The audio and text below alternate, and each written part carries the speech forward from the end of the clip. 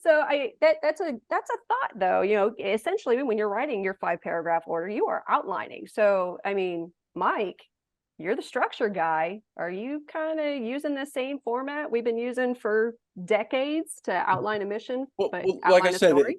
like I said, I mean that kind of influences how you process, you know, and then how do I convey that process to others? Now, the 5 paragraph op order is, structured format. So, and they know what they're going to hear. They know they're going to hear. Okay, here's boom, boom, boom. However, what does not you see, if you're in a literal sense, you see structure, but there is creativity into how do you solve the problem. Here's the mission. This is what the higher headquarters told you. You are still, so you as the planner are still solving a problem, and there's creativity in doing that. There's 20 different ways to accomplish whatever task. So that does carry on into actual writing.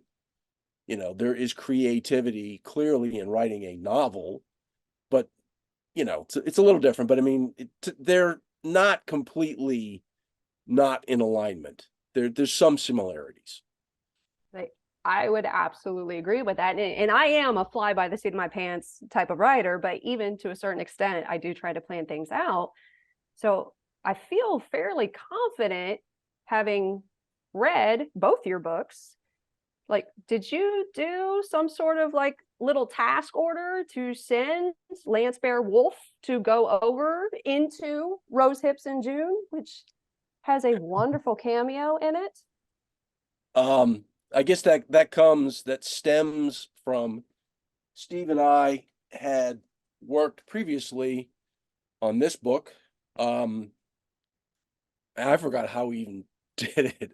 I think we were on a podcast and kind of got to know each other that way, and then I, made these inquiries. But so there is a precedent for Steve being inserted into Rose Hips in June, from that previous effort. So he appears in two of the novels.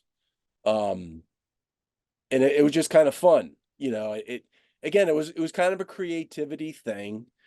Uh, I gave Steve just the general flow, general idea, and I said, um, within your character, Lance Bearworld's timeline, his chronology of his career, when is it appropriate? Give me a time slot. Um, I also worked telecommunications, and time slot means a lot to guys that do GSM. But um, so he had to look at his character's arc, his whole career, his life, and say, okay, this is a good kind of a thing. And then that married up with an opportunity in both of the books that was appropriate to my book, but was also appropriate to Lance's uh, career. That was Okay. fun. It was really cool. It was fun as a reader. So, as a reader picking up this book and having no idea what was about to happen, I flip the page and I see a name I know and recognize quite well. I was thoroughly delighted. Yeah. But that had to have been an interesting collaboration too. So, how do you have to give Steve kind of the this is what's going on in the story? Did he get all the spoilers so he could actually insert Lance appropriately? Yeah, basically. And if you can back me up, I guess I gave him the spreadsheet, you know, for here it is, time slot, boom, boom, boom, boom, all just the big picture, not the entire detail. Something happens in Grenada, something happens in Somalia, whatever, dunk, dunk, dunk, dunk, dunk, all the way down. And then so knowing the general flow and the end state of what we're trying to do, saying Rose Hips in June, he said, okay, right here, boom. This is what my guy does. His skill set matches what you need in this instance. And he went from there. And chapter, whatever it was, 37 in Rose Hips was born. which I love that, Steve. Fantastic job with that. But how did that feel to actually task or out your main character, your protagonist, into another situation, into the warlock's world? I loved it. I was a little nervous at first. I read some of Mike's books and got the gist of how he flows and his voice.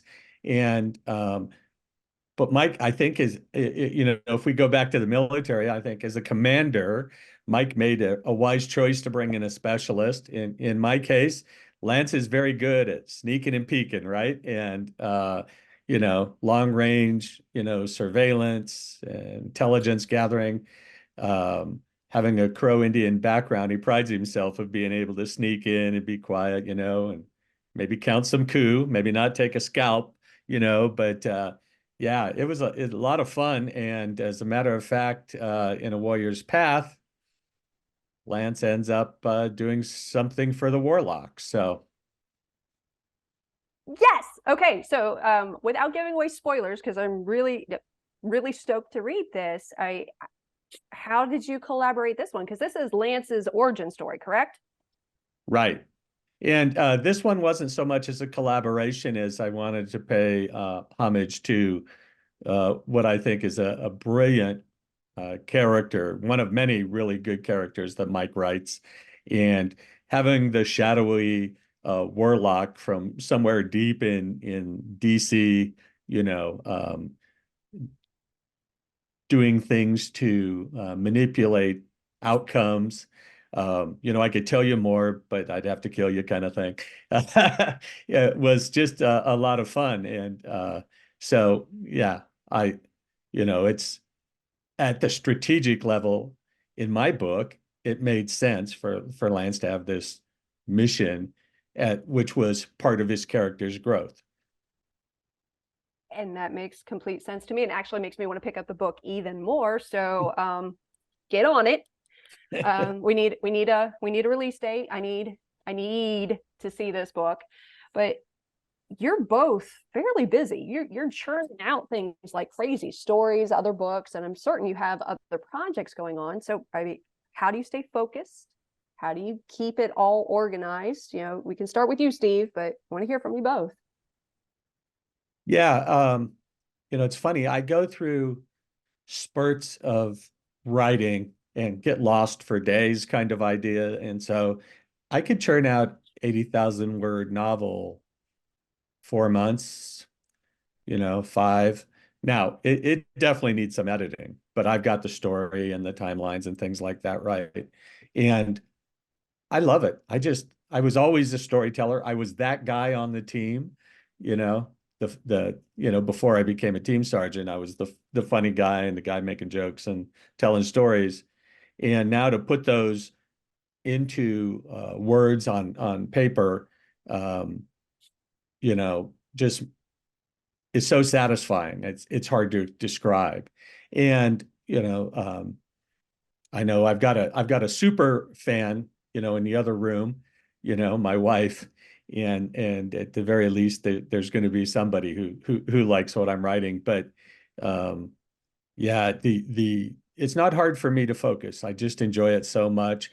I have, and I think Mike's in a similar situation. I have the freedom to move about the country, right? We're going to catch up with each other at BoucherCon and Nashville, and I get to go to ITW because I'm retired. And so that's right, to keep from being a problem with the Aurora police, which is not a really good idea. And local law enforcement,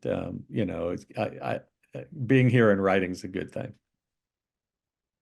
Mike, it's like, I know I can speak for myself as well. Retirement is a thing of beauty, and to be able to have your schedule that is yours, it really is a boon. But how about you? Any problem task organizing? See, there's another military term, task organization. Anyway, yeah, time was always an issue. You work.